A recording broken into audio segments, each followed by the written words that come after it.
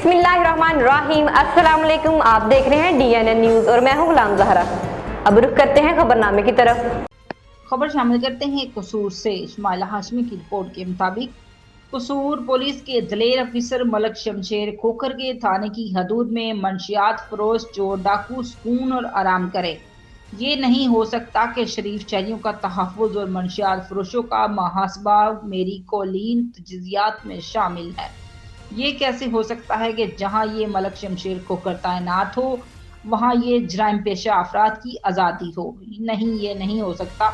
कसूर के इलाके कोट राधा कृष्ण में खतरनाक रिकॉर्ड याफ्ता मंशियात फरोश पुलिस हिरासत से फरार होने का मामला दबंग SHO मलक शमशेर खोखर और इसकी टीम तैयब यूसुफ सियाल ने बरवकत कार्रवाई करते हुए चंद घंटों के बाद मुलजम को गिरफ्तार कर लिया।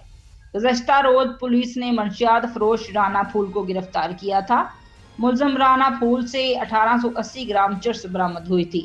अदालत पेशी पर ले जाते हुए मुलजम फरार हो गया था, जिसको जदीद टेक्नोलॉजी का इस्तेमाल करते हुए पुलिस ने दिन रात मेहनत करके फरार मुलजम को दोबारा गिरफ्तार कर लिया है। अब तक के लिए इतना ही। मजीद खबरों के लिए हमारे साथ रहिए।